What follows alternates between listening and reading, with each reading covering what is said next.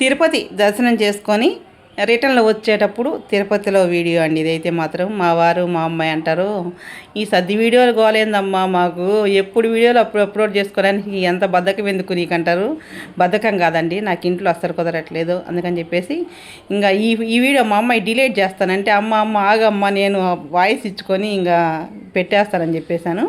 ఇంకా చెప్పాను కదండి, రిటర్న్ వచ్చేటప్పుడు మా అమ్మాయి మా వారైతే మాత్రం కొండ మీద నుంచి కిందికి నడకదారిలో అలిపి దాన్ని అయితే నడిచి వచ్చారు. మా అబ్బాయి నేనైతే మాత్రం బస్సులో వచ్చాము. ఎందుకంటే 5 గంటల కాడంటే ఇంకా నేను ఫాస్ట్గా నడవలేను కదా, అందుకని చెప్పేసి మేమైతే బస్సులో వచ్చాము. బస్సులో వచ్చిన తర్వాత మా వారు మా అమ్మాయి వచ్చేదాకా అయితే నేను ఇలా డిపోలో కూర్చున్నాను. మా అబ్బాయి కాసేపు కూర్చొని, అమ్మ నాకు ఇంకా ఉదయాన్నే వర్క్ ఉందని చెప్పేసి వెళ్ళిపోయాడు. ఒక అరగంట ముందే వెళ్ళాలి. ఇంకా మా వారు మా అమ్మాయి తిరుమల నుంచి తిరుపతికి నడుచుకొని వచ్చేసరికి, అంటే తిరుపతి బస్ స్టాండ్లో కూర్చున్నాను నేను. అక్కడికి వచ్చేసరికి కరెక్ట్గా 9:30 అయిందండి.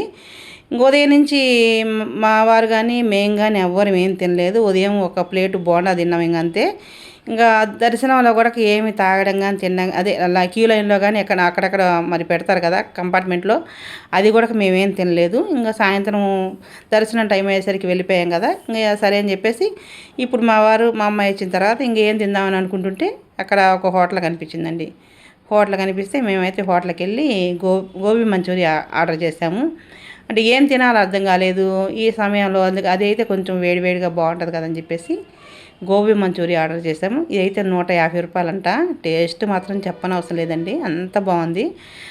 ఇంకా మేమైతే ఎప్పుడు కూడా ఎక్కడికైనా వెళ్తే ఇంకా తలా ఒక ప్లేట్ తీసుకుందామంటే మళ్ళీ వేస్ట్ అయిపోద్దేమో, ఇదంటే ఫస్ట్ టైం కదా తినడం అని చెప్పేసి ఒక ప్లేట్ తీసుకొని ముగ్గురం షేర్ చేసుకున్నాము. కరెక్ట్గా సరిపోయింది. అయినా కానీ ముగ్గురికి తలా కొంచెం సరిపోయింది. తలా ఒకటి తీసుకుంటే మిగిలిపోద్ది, ఇంకా మళ్ళీ ఇంకొకటి ఏదో ఒకటి తినొచ్చు కదా అని చెప్పేసి ఇదైతే ముగ్గురం షేర్ చేసుకొని తినేసామండి. టేస్ట్ మాత్రం ఇంకా చాలా బాగుంది. ఇది గోబీ మంచూరియా అంటే ఇది కదా క్యాలీఫ్లవర్తో చేశారు.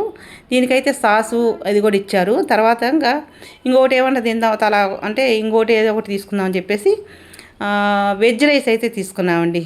వెజ్ రైస్ కూడా చాలా బాగుంది. ఇంకా అది కూడా ముగ్గురం తలా కొంచెం అయితే షేర్ చేసుకుని తిన్నాం. దాంట్లోకి పెరుగు ఇంకోటి ఏదో ఇచ్చాడు.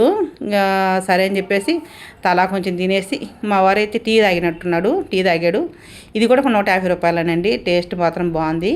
ఇక్కడ ఈ హోటల్లో గోబీ మంచూరియా కానీ వెజ్ రైస్ కానీ సూపర్ టేస్ట్ ఉందండి. ఇది ఎప్పుడు వీడియోలు అప్పుడు అప్లోడ్ చేద్దామంటే నాకు అసలు కుదరట్లేదండి. మా వారి వీడియోలు తీసి మా వారి వీడియోలు ఎడిట్ చేయడానికి నాకు సమయం సరిపోతుంది.